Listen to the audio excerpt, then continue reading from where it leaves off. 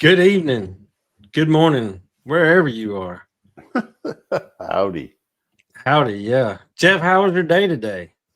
It was like a damn roller coaster, right? You have the Yeah. good times and you have the not good times. But anyway, you Mm. know, it is what it is, right? It's just part of life. Putting out fires. I go from one fire to the next. I mean, it could be worse. Could be worse. Yeah. Half a day. I can't wait to get over to the Philippines to meet some of the people that I've become friends with from Guam. Several have said they were going to come in January too. That'd be So, nice. yeah, that'd be nice. I'm excited about that. Yeah. It'd be great to put a face to a name. hmm Hmm. So, tonight, I've been seeing a lot of posts here lately on social media, which I'm sure all of y'all had about apple cider vinegar. They're never And freaking ending. and there's some other things that, people talk about this, that, and the other. And so I'm like, hey, look, you know what? Let's talk about it tonight. Let's have a show, see what other people see what they do, whatever. I had one person tell me that they can't I, I can't use plastic waters because they may freeze. My birds must live indoors. And I'm like, I don't have any chickens inside my house. All of my waters are made out of plastic because metal corrodes. But Especially they with, were especially with your shitty city water. yeah, Yeah. Yeah. they were using this one person was using a galvanized water with apple cider vinegar and said that they're having problems with their birds. I'm like, well, is the galvanizing falling off or corroding and crap leaking out in the water? Now look, Like, why are now you doing listen. this? Now, okay. A predecessor to you and I who used to do a show, something like this, right?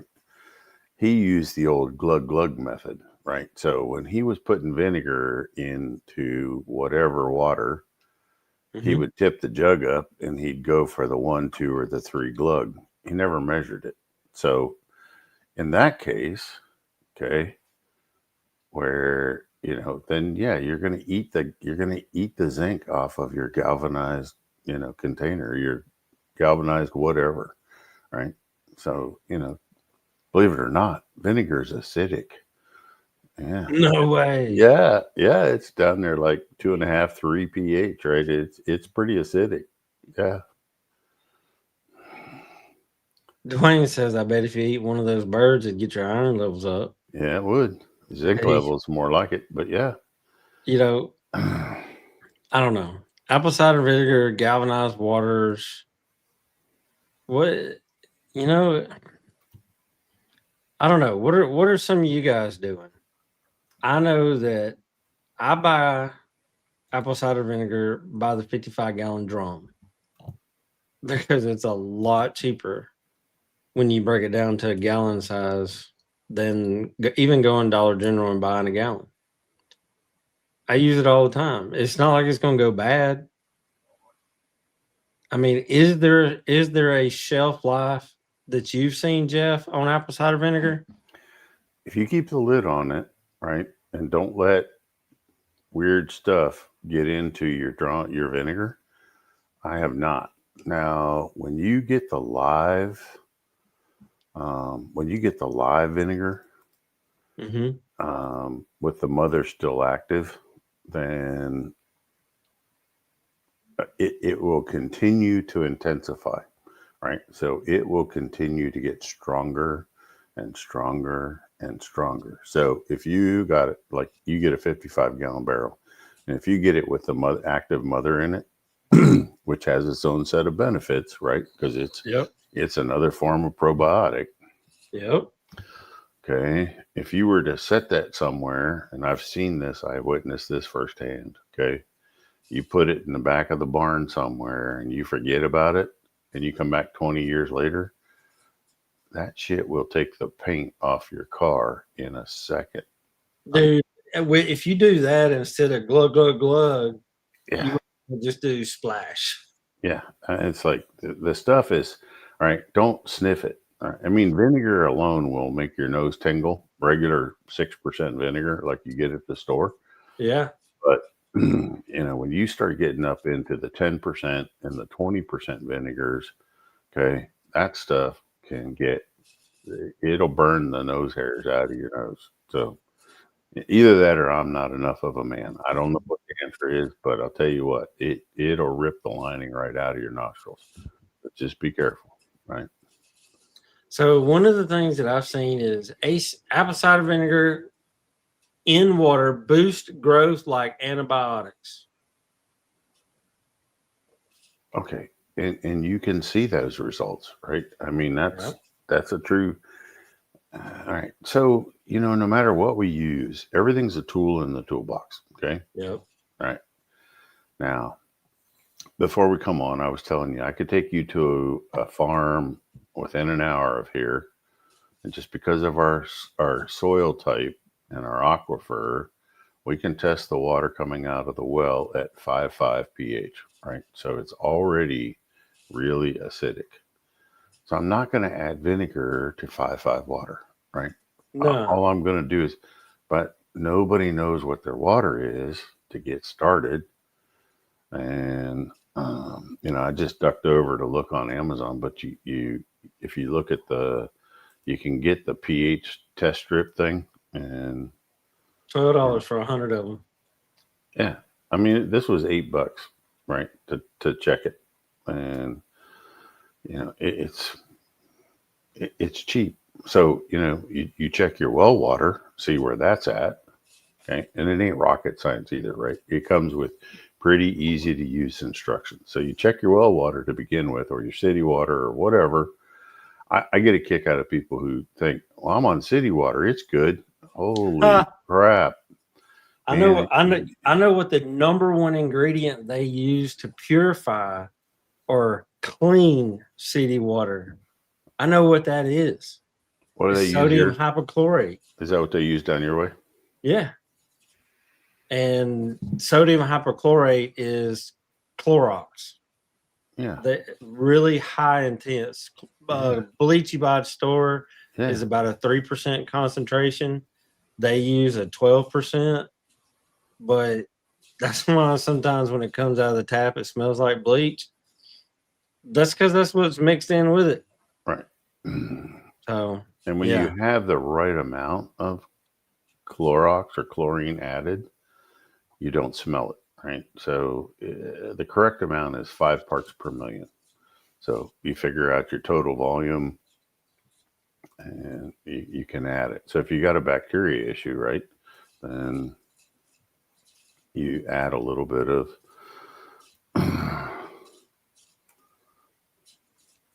I mean, I've heard of people on wells that they get their water tested every 6 months, and they'll have different pretty wicked bacteria that shows up in their well water, and they'll actually tell them, put X amount of bleach in there and don't use your well for X number of hours or whatever, and to kill the bacteria, because they've actually tested it and they know the parts per million, and they calculated how much to fix it. I just gave numbers that doesn't mean anything to anybody except for somebody who likes math and deals with parts per million, right? So I just went over and did the math, right? So in a 5-gallon bucket, there's 640 ounces. Just take my word for it. Write this down, okay? The highest amount of Clorox or bleach that you would add to that is 1/3 of an ounce, okay? 1/3 of an ounce. So you're probably better off to try and treat 15 gallons worth, okay? And just get an ounce out and try and make it equal between 3 buckets, right? Put it in first, then fill it with the water so it mixes well. And here's a shocker. If you let it set overnight, most of it will have purified the water, killed any potential bacteria in it, but Mm-hmm. most of that chlorine will evaporate off. Yep. So there's not a high chlorine smell or taste or whatever the next day. Yeah, it'll off gas. Yeah. So that's the neat trick about chlorine is if you let it set long enough, it'll off gas. So So let's see we here. do have some questions popping in. So Dwayne wants to know if a pear would work the same as apples. it does. You can make pear cider, right? Mm-hmm. Works the same. Pretty much any fruit you can make a cider out of it, or a vinegar out of it, right? So like when you go to the Philippines, there's no apple unless you want to spend the big bucks. There's no apple cider vinegar, right? It's all imported Mm-hmm. and high dollar, but they make coconut vinegar, right? So they're using coconut and they make vinegar out of coconut. Right? So Okay, that pretty works. much you can make a vinegar out of pretty much any fruit. I mean, the higher sugar ones work a little bit better, but Now, does apple cider vinegar doesn't have to have the mother in it? The it does mother not. just gives a little bit extra probiotics, correct? Right, right. But look, anybody who using the Show Pro, my breeder supplement, the Rapido, whatever. Okay, the probiotics are added to that, so you Yep. you, you don't you don't have to get the vinegar with mother because you're going to spend almost twice as much to get an active vinegar with the mother in it. I know Mm-hmm. with like Bragg's, for instance, compared to other brands, here the Bragg's with the mother still active, unpasteurized, is quite a bit more expensive. So. Let's see. What's the best pH to give? Um, Actually, Elijah, if you're willing to do it, fluctuating the pH, like if you went 3 to 4 days a week where you dropped it down to about 4.5 to 5 pH, and then the other days of the week you just gave plain water. So that's really beneficial to the good bacteria in the gut, but the harmful bacteria or coccidiosis or even parasites don't like that change, right? So if you'll fluctuate it, it's probably the best for the birds. But if you want a consistent number, I would shoot for 5 to 5.5 for a chicken. Dwayne said that his pear trees are full, Yeah. so he's gonna make us some. All right. Let's see. Makes What's pretty good another one? wine too. So I don't know that I'd waste it on vinegar. You can make some pretty good pear wine out of it. If you let it go long enough, make some pear brandy out of it. That's pretty good stuff. So There we go. I'm not a drinker, but I have sipped a little bit. Um, if you concentrate that pear juice down far enough and add it to a little bit of moonshine, it makes moonshine taste more tolerable, especially if it ain't good moonshine. Yeah. Another thing that I see is electrolytes should be in chicks' water every single day. Oh my God. Yeah, you just burn them up. Too much salt, too much sodium. I was gonna say, yes, that's when you're trying to pickle your chickens. Yeah, you only use it when you see signs of heat stress or something like that, or they need a pick me up. If they're acting normal and fine, if they got good activity level, you haven't overheated them or stressed them, don't give them any electrolytes. Okay, just leave them alone. Right? Just, but it's too simple for most people to get their head around that. Right? That concept. Oh, they gotta have it. They gotta have it because they hear so much hype out there. Out there floating around the bad sites on the internet. Gotta have electrolytes. Burn them up. But Yeah.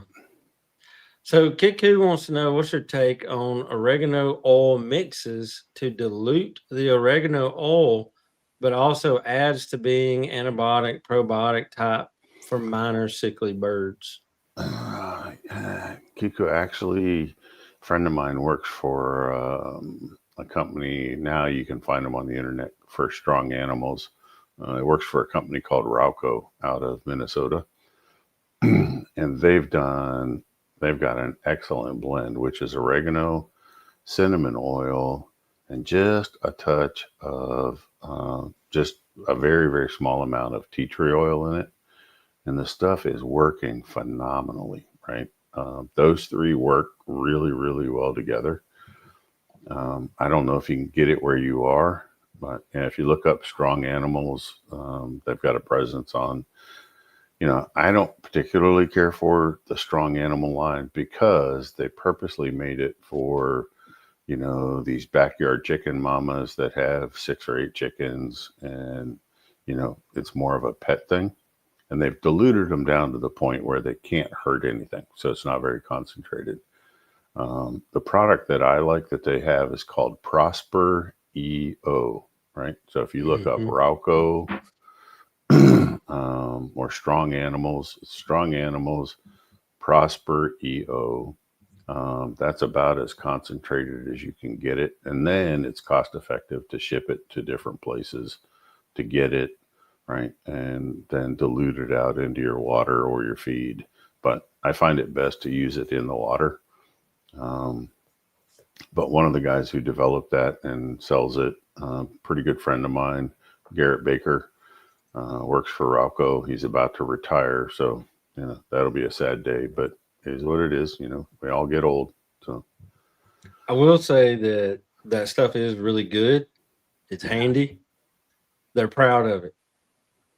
it's not cheap, but its usage rate is very low, right? It doesn't take a whole lot. That pack, that gallon you got is designed for large confinement operation barns.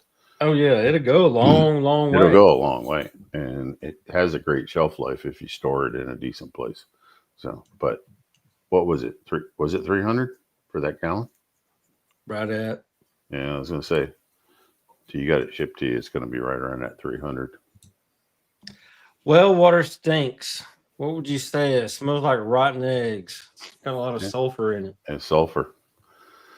And depending on how much sulfur, now the pH could very well be on the high side. And too much sulfur, like, it's worth getting it tested, John. But too much sulfur is going to interfere with the absorption of some of the other minerals that the bird's eating in the feed, right? So you could see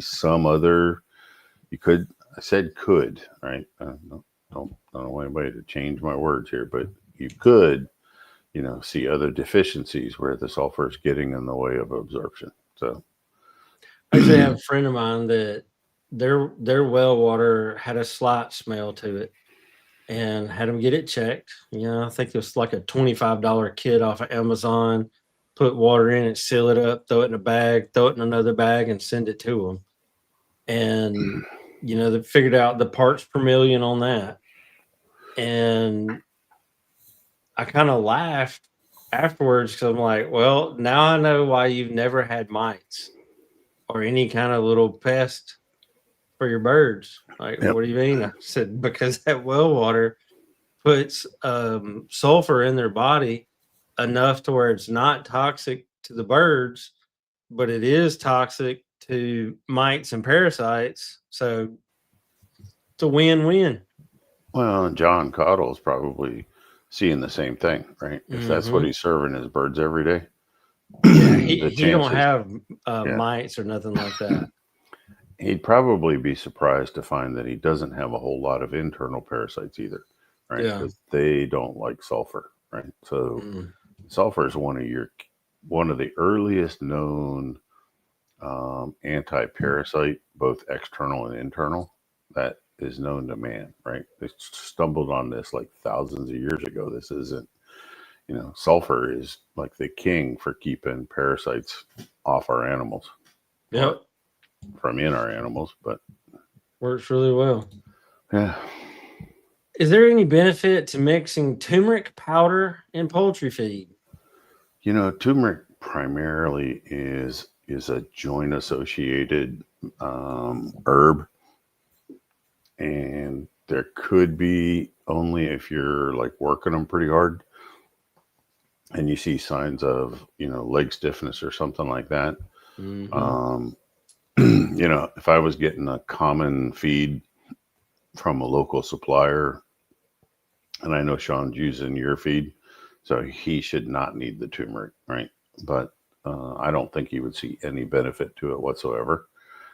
But if I was using a common feed, I probably would be running turmeric in, um, you know, my older bull stags, things like that, you know, that I'm prepping or working, or, you know, they're spending a lot of time on cords or fly pins, you know, Mm-hmm. because it's definitely going to help It's with going to help joint, with their joint stiffness. right? I could see a benefit there, but I wouldn't do it all the time, and I wouldn't do it for all the birds. And you know, in Sean's case, you know, because we know he's feeding your feed, I can't see how it's gonna. I don't think he would see a difference. I'm not saying he wouldn't, but I would be really, really surprised if he saw any benefits from feeding turmeric or turmeric, however you choose to. I don't know the correct pronunciation. I hear it both ways. Yeah. Turmeric and black pepper, or just turmeric by itself? Um, yeah, and so Sam, in what, you know, for in what For application, what? right? So Yeah. yeah, all these things at the right time and place, right? Everything has a benefit. Um, Actually, if it was me, okay, now this is my personal opinion, okay, don't shoot the messenger. I would, if I wanted to get a more enhanced absorption from the turmeric, I would probably use a cayenne type pepper, because capsicum, the hot part of a pepper, does a wonderful job of dilating or causing tissue to swell a little bit. So when it passes through the digestive tract, more things get absorbed. So a very small amount of cayenne pepper, you could see some pretty significant benefits from that. And they can't taste, you know, they can't. Yeah. Okay. So I think somebody's using, I think red pepper would do better because it has a better capsation than the black pepper. But I could see how the black pepper would still cause some tissue to loosen up and open. But you know, I'm more of a believer in the cayenne. I've seen way too many positive results when using very, very small amounts of cayenne. But All right. Here's another one. And look, anytime I see this word or these two letters, I want to pop popcorn. Okay. It's almost like the apple cider vinegar. Diatomaceous earth. DE. uh huh. Man, there's everything from it'll deworm your chickens internally to it'll your chickens will breathe it in and it'll kill them. All right, hold on. Let's answer Kiku's question, because we were just talking about chili peppers or cayenne. So Oh yeah, yeah. he's also been seeing that adding chili peppers to the feed would help with the dwindling numbers of intestinal parasites, and that's 100% true. Yeah. So only like two people listening tonight out of the 47 on the show, right, or whatever the total number is, are going to believe what I'm about to say, right? But if you mix an equal amount of cayenne pepper, you know, hot chili peppers, fresh ground garlic, and diatomaceous earth, equal amounts by measurement, like cup, okay? Mix up as much as you like. Throw it in the freezer, keep it forever. If I can get about a teaspoonful of that in a bird every day for a week, I will never have to, you know, and you do this about once a quarter or twice a year, whatever you like, but that will replace chemical wormers. Okay. That will, Or that will you get your internal parasites under control. you can get to fix it off the website because it's mixed It's that already in mixture. there. Yeah. That's part of what's in there for that purpose. Let's see. You wanted to talk about DE. Yeah. So, I mean, there's a lot of evidence that supports the benefits, but you know, everybody says, "Oh, if your birds breathe it, it'll kill them." Oh, Jesus. I don't even know where that started, right? So there was like one scientific PhD dude somewhere, and that we're talking like 40 years ago or longer, Yeah. right? When he looked at what was in diatomaceous earth, he made a theoretical, not a proven, okay, synopsis, or he made a theory that you would get silicosis, and that's not the right word, but because it's got a high content of silica in those decomposing micro seashells, right, and that you could cause it's a bigger word, silicosis something or other, but right, if you inhaled it into your lungs.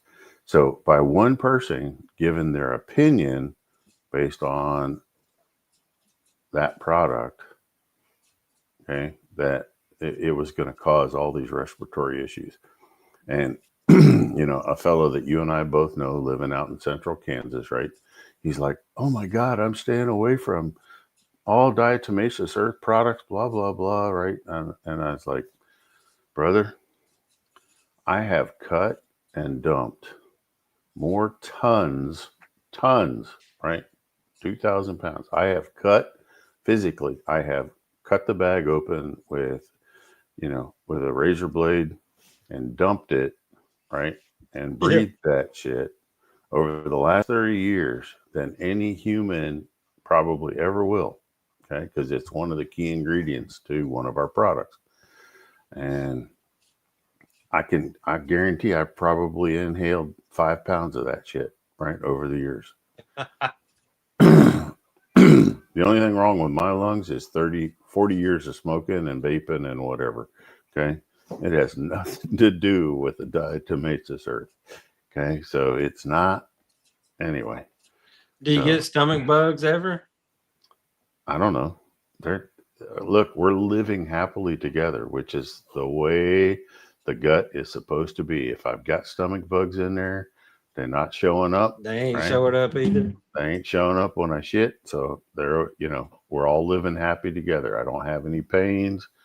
You would think if I had internal parasites to any significant degree, I would lose some weight, and that ain't happening. So I think I'm winning the battle, right? So wintertime is getting close to us. Another one is deep litter method. A lot of people, deep litter is dirty. It's not safe. Blah blah. Your chickens will die if you leave a lot of manure in the coop. Okay, if you don't ever turn it, right? If you don't do anything with it and you just let the manure sit on top, I don't disagree with that statement. But But that goes the back to what we say is it's not the chickens, it's the manager. right. So the If old you process, manage it, yeah, the old way of doing it, my grandfather, my father when he was young, me when I was young, because my father whooped my ass to do it, right? Is you go down there, you stir the manure pack, right? You stir up mhm, the old stuff, right? You rake it a little bit, smooth it out, and you put some fresh bedding on top, right? You mhm. just keep adding some fresh bedding. You stir it a little bit to let the moisture out of it, right? Get the composting going. I'll tell you what, in the wintertime, somebody who can manage a deep litter where you've got 4 to 8 inches of, carbon material mixed with their manure, that puts off heat, right? Mhm. You're gonna you get frigid days where it gets really cold, you're not hurting them a bit. Now, if you don't stir it and you don't add new bedding, right, you're going to You'll get have things like problems. you're going to get bumblefoot, you're going to have respiratory issues. So if you can't manage deep bedding, don't do it, right? Just walk away from it, right? Just leave it alone. let's see. Dwayne makes his own oil. It's Yep. got garlic, cayenne pepper, crushed red pepper, dried oregano. When I Yep. use the fix it, do I need to use straight oil or is my normal oil okay? Well, when you use the fix it, you're either adding it to the feed or the water, right?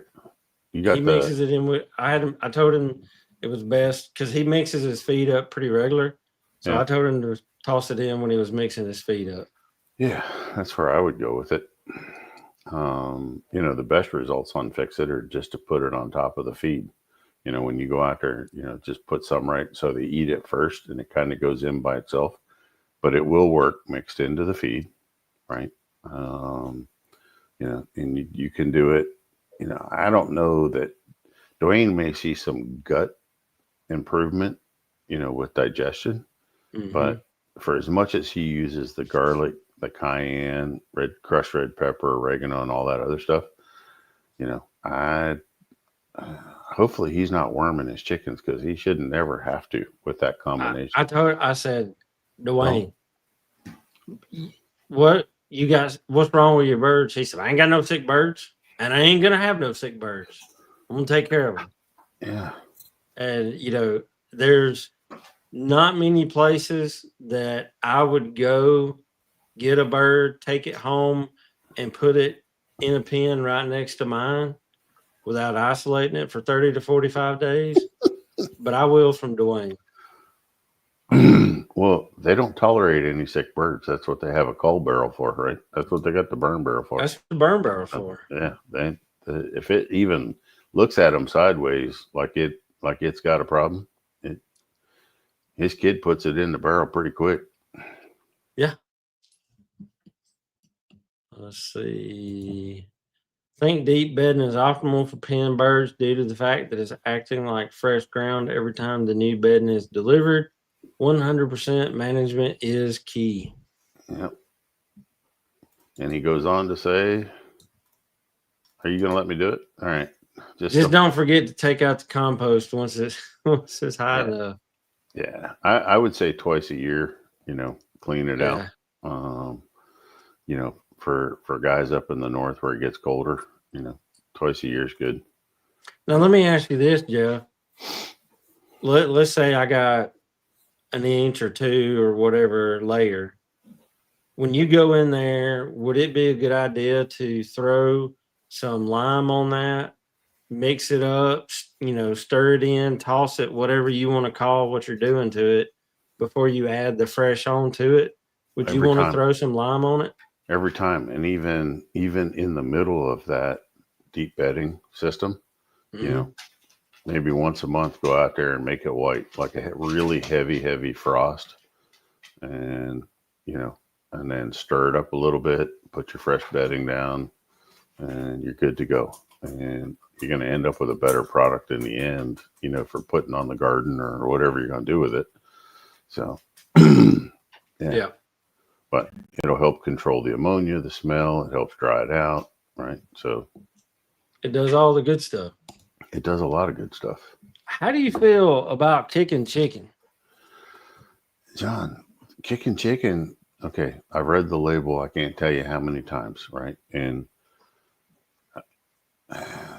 there's no delicate way to say this. And I have nothing against kicking chicken, right? I only have one thing about kicking chicken. So when I've read the label, it's mostly soybean oil. And then it adds a little bit of this oil and that oil, like flax oil and some other stuff. It's fine. It's good oil. The only thing I'll tell you is it's overpriced. Okay. They are charging about 3 times what you could make your own kicking chicken for, right? You can go to the grocery store. You can buy your own soy oil. You can buy your own flax oil. You can buy your own coconut oil, take it home, blend it, and you're going to be about 1/3 the cost of kicking chicken. So kicking chicken's good, right? It's doing the job. I was going to say, the only thing that I don't like about kicking chicken is the fact that I didn't come out with the idea.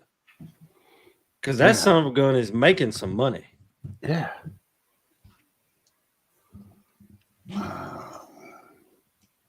And Dwayne just says coal and coal ruthlessly.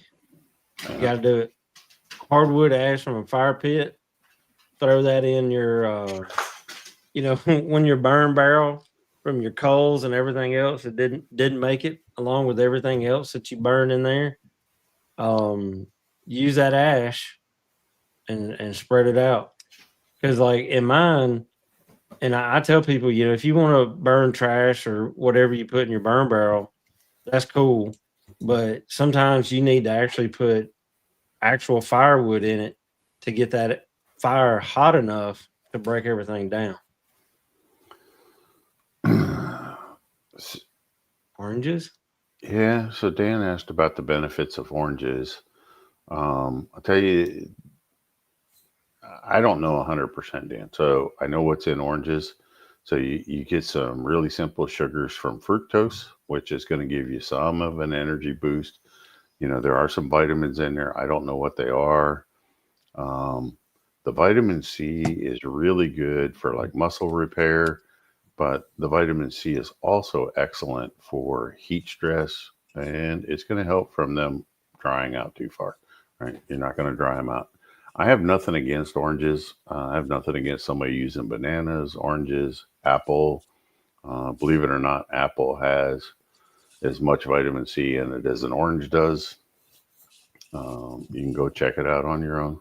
But, so if you want to dice up a little apple, that's good stuff as well. So, yeah, I most of the fruits I'm pretty happy with.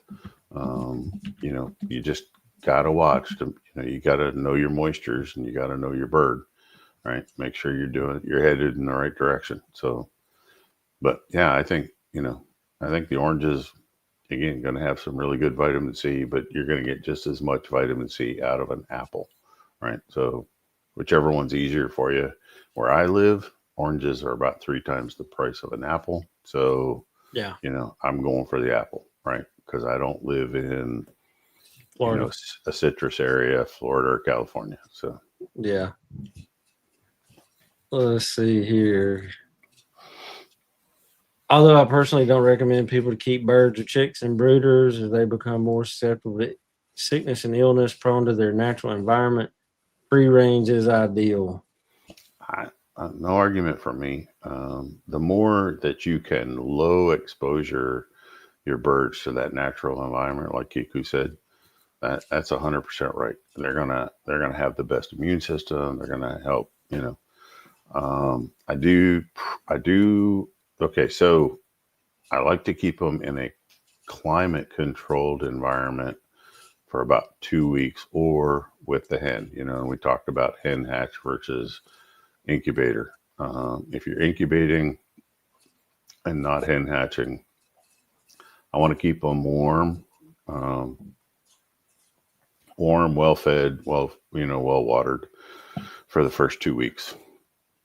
And then if your outdoor climate's good, warm enough, turn them loose. Again, like we talked about, hen hatch is always going to win. I don't care who you are, but you can't make the numbers.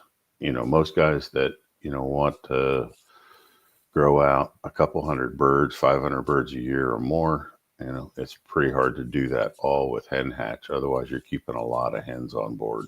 Lot of hens. I mean, the hen always wins, right? She's always going to raise you. A good hen will always raise you the best chicks. But so yeah, I agree with what Kiku said.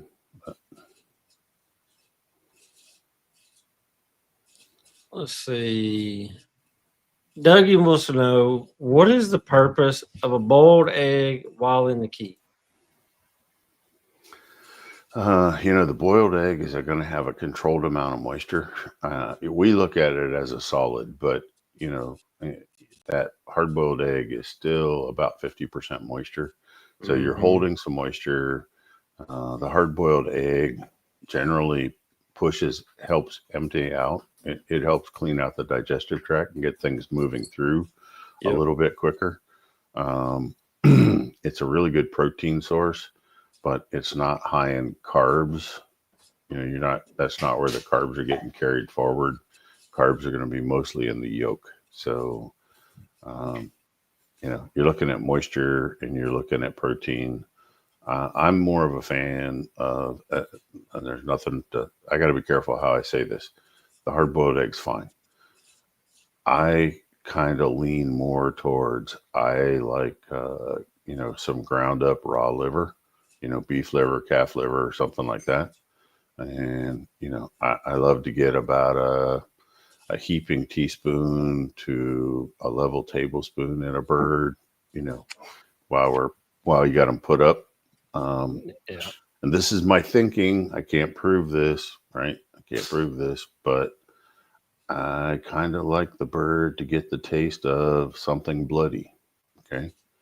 I think I get a little bit more, I think I get a little bit more bloodthirstiness or aggressiveness out of a bird with the raw liver versus the egg. Now, too much liver is a bad thing because it carries a lot of B vitamins, right? Mm-hmm. So your liver is going to have a bunch of B vitamins. So you don't necessarily want to do the liver with the Show Pro. And for sure, if you're going to try the liver, do not give them a B complex shot, you know, the night before or the morning of, right? Don't do it. Right? You're overloading them with B vitamins. And when you go over the top on a B vitamin, you actually calm the bird down and put it in a state of relaxation. Okay. A little bit gives you energy, a lot puts you into relaxation. So that's why pulling out the needle and giving a B complex shot, I'm not a fan unless you know exactly what you're doing. So anyway, that's what the egg white's doing. Sorry. I went way offline there for a little bit. No, I mean Yeah. that's part of what people want to know. And one person says raw liver. Yes, Yes, absolutely. raw Right. liver. I don't care if it's pork liver, calf liver, beef liver. You could use chicken liver. I'm not a fan of feeding the same animal back to itself. That's just my personal belief. Okay. But yeah, raw liver. Don't cook it. I don't think the desiccated liver powder that you can buy has the same nutrients. So I'd rather you just, go down to the store, buy you a little raw liver and, um, you know, chop it up real fine, put it through a grinder, chop it up real fine, feed it like that. And pretty awesome stuff. Yeah, we did it up at Kelly's when his chicks hatched. We mixed a little bit of liver and hard boiled egg, and it gave us something really great to stick the supplement to. Mm-hmm. So, yeah, and those chicks, as soon as one of them tasted it, they were all in, right? They were all in. I mean, they piled on that like you would not believe. So they eat it like crazy. That's pretty awesome though. And it's also got a lot of vitamin K in it. Yeah, Dwayne pointed out. good stuff. I just can't eat it. What's Kiku got? He's seen a few ranging birds eat mice and lizards. Does their selection of nutrition also affect their overall development? It would do what the liver's doing. Pretty much, pretty close to what the liver's doing. But yeah, the free ranging birds, I want them to eat mice and lizards and things like that when they have an access to them. It just balances out the whole nutritional package. I never change the base nutrition, right? So when you get a feed that's working for you, we stay on that. And here's the philosophy of free ranging and what birds find on their own is on the days that there's more grasshoppers, insects, mice, lizards, whatever, they're going to eat less feed. Okay. On the days they can't find all those insects or rodents or lizards, they're going to eat. But we always want to offer them something that's properly balanced, right? And like I Mm-hmm. said, if they find something better, they're not coming to the feeder, they'll be fine, right? Right. And every day's nutrition does not have to be exactly the same. So, if one day, they ate a whole bunch of geckos or, lizards or whatever, hey, I'm happy for them. And they'll make up for it the next day. So,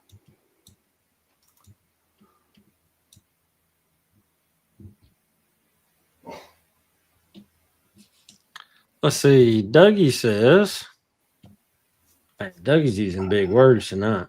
I know it.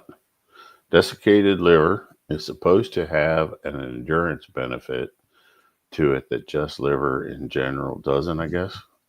Special forces eat liver before mission, and that's what And you know what? I personally don't like liver, but liver gives you a lot more long distance energy, right? Part of that coming from the B vitamins, part of that coming from the type of protein and the other things that are in the liver. So they tell me when they eat a big dinner of liver and onions or whatever they ate, right, that they feel this energy boost that'll last them for like a day and a half. So I can believe that the special forces ate the liver for sure. All right. Oh, let's see. Any advice about cutting water at the end of the keep? I mean, you got to know your birds, right? You got to feel them. You got to know what that moisture feels like. You got to, yeah, and I see people, and I'll come back to this just in a second, but I see people all the time, like they're posting, oh, send me your keep, send me your keep, send me your keep. Well, you know what? Every bird is an individual, right?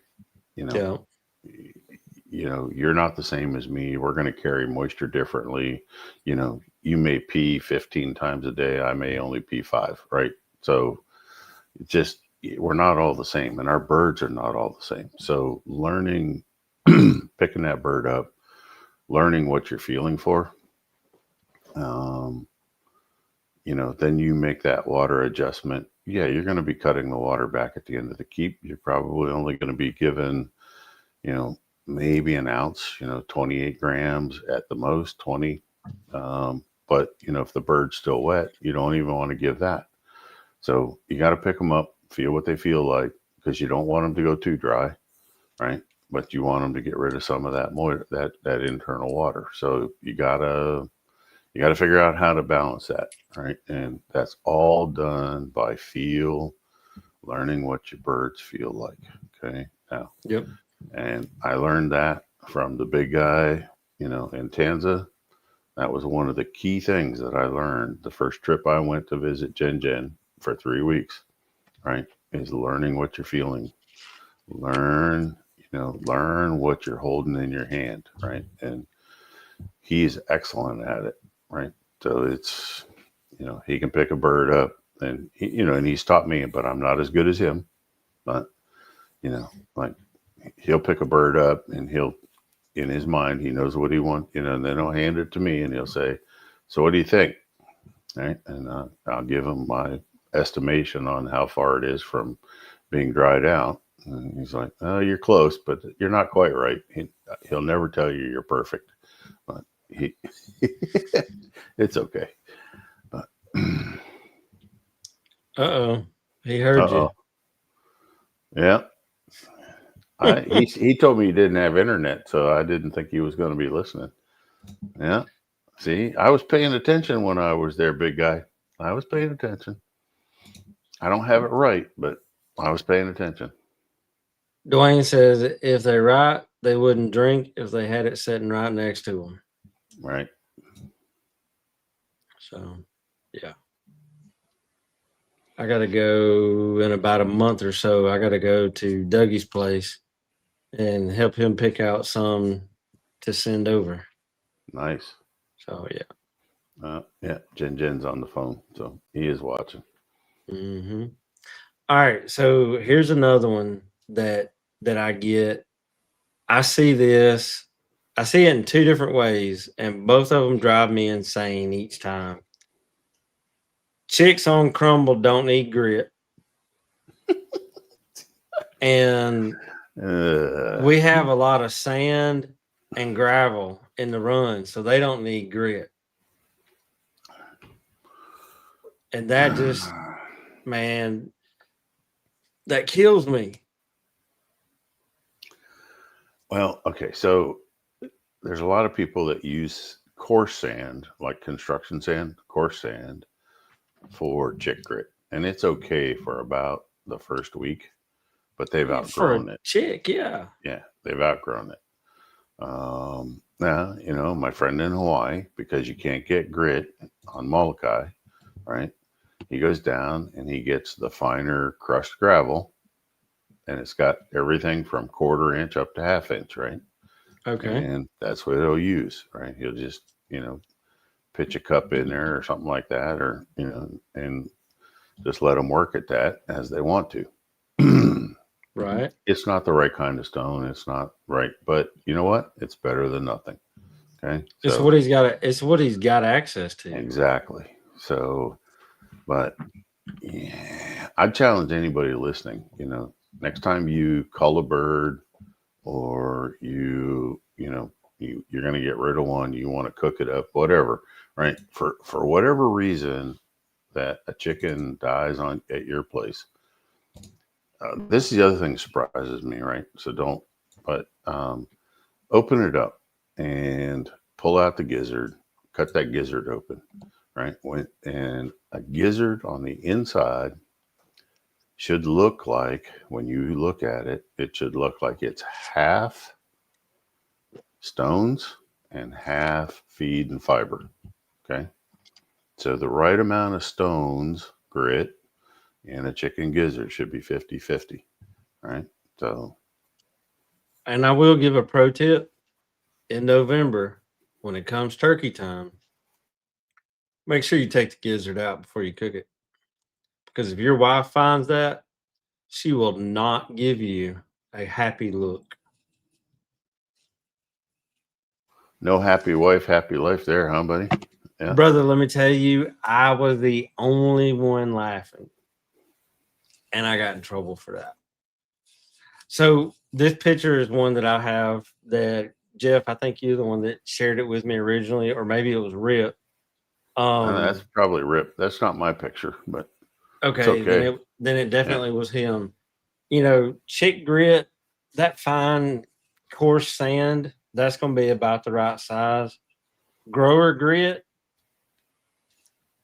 crushed stone, layer grit, talking 3/16 to 5/16 of an inch. Right.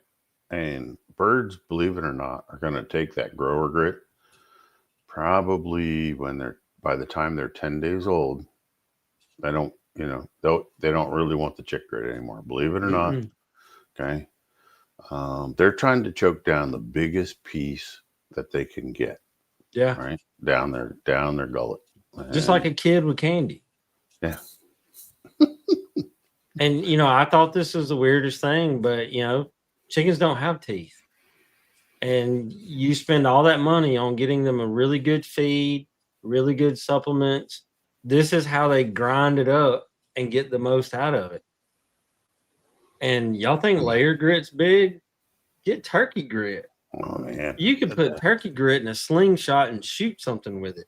Well, the final turkey grit, like the turkey grower or the adult turkey grit, is a 1/2 inch wide and 1 inch long. Right. And mine eat it. Oh, yeah. Yeah, but they don't, when you have the right size, they don't eat as much of it. Right. So they don't go through a lot. Like an adult game fowl at 4.5, 5 pounds should eat about 1.5 to 2 ounces of grit per month. Okay. It's not a lot. Okay. It's about 2 tablespoons. That's all they've got. Right. And so, but, and like Wayne said, you use grit, good feed, fresh water. You don't have a whole lot of problems with birds getting crop bound. So. When people ask me, and being in the feed business, I get asked this question all the time. What's the best way to save money on chicken feed? The best way, here it is. This is the secret. It's twofold. Number one, buy the best you can buy. And number two, appropriate size grit. The appropriate size grit is shown and proven scientifically by like 5 or 6 different places to reduce 20% and more consumption of feed. Yep. And, I don't even look at it from that standpoint. You're just looking at it from the cost savings, right? I look at it as I want that gizzard functioning as much as possible. I want that gizzard as big and as powerful as you can make it, because to me, the gizzard is your core strength of that chicken. Yep. Okay. For as much as it's moving, it almost functions like a secondary heart, keeping blood flowing in that body. So think of it that way, right? The gizzard is the biggest organ inside that chicken. It is the biggest organ inside the chicken, right? And I want it as big and powerful as I can get it. Yeah. Now this question says, is the red pigeon grit any good? From what I've seen, baby chicks, if it's mixed in with their feed, they will. But the granite, shiny, silver colored grit, I mean, they're like kids. They like big shiny things. The white granite seems to be the best. So if you can get white granite, and sometimes you can get it, Tuck, at a high-end landscaping store. Believe it or not, they like to use it around, flowers and houses and things like that. So, yeah. Let's see. I thought Tucker was in Texas, and I don't want to call it out, but if you contact me later, give me a direct message. I got friends that are bringing grit in to Texas. It doesn't have a shelf life on it, so they might be willing to share some if you wanted to go pick up 10 or 20 bags and, put it in your shed and last you 10 years. But it stones. It never goes bad. Yeah. And they're bringing it down by the truckload. So let's see. How long does it take a chicken to become totally empty from its last regular feeding? Dougie, can't nobody answer that question. All right. On good feed, on good, properly balanced feed, like what Dougie's feeding right now, okay, unless he's falling off the rails, right? I should be able to time that at just about 16 hours, 15 to 16 hours. Okay? Yeah. So if you watch, Dougie, if you do a 6 o'clock or 7 o'clock in the evening feeding, right, you can watch for it the next morning right around 10 a.m. 10 to 11 a.m. You should see them dump out really good, right? That's okay. If everything's working right, digestive tract's working, the whole bit, then I'm looking at about 15 to 16 hours. Here's another one. I give them oyster shells. They don't need grit. It ain't grit. Thanks, Dwayne. Thanks for reminding us that. Look, James says having worms may not make you lose weight or look thin, Jeff. All right, come on. Don't burst my bubble, James. Let me dream. They may cause inflammation, which could make you look heavier. All right.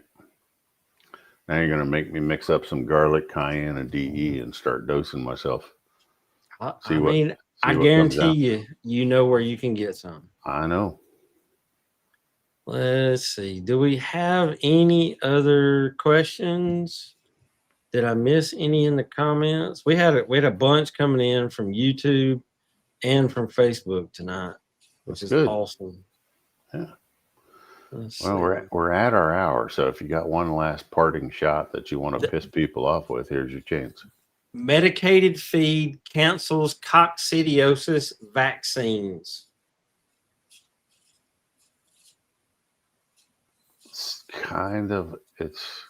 That's true, because when they give them the coccidiosis vaccine, right, that little pink dot, on most places it's a little pink or red dot, and they make it a red dot because they know the other chickens will peck at it, right?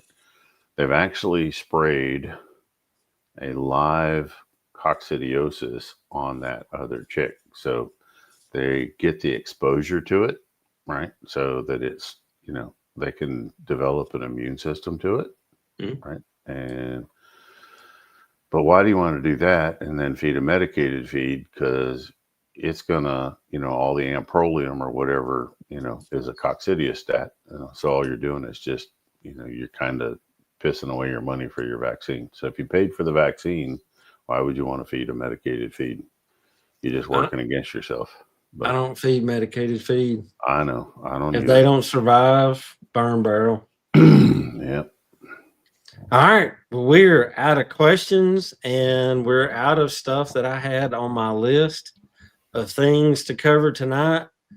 When we talk about the myths, the facts, the field notes, and all the good stuff, because everybody like the apple cider vinegar. People say that it'll kill your chickens, but nobody can ever show scientific proof. There's only scientific proof that says it's good for them. Yeah. So y'all have a great week.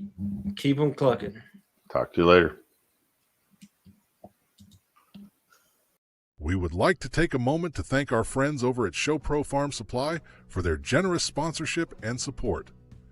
Whether you're raising heritage poultry, show poultry, game fowl, or other species of livestock, ShowPro offers custom formulated feeds and supplements to help your animals reach their full genetic potential. And they don't stop at livestock. They also carry AlumaCoop's movable poultry housing, plus a full line of Fertrell farm and garden products, so your whole homestead gets what it needs to thrive. Check out ShowPro Farm Supply, where nutrition meets know-how.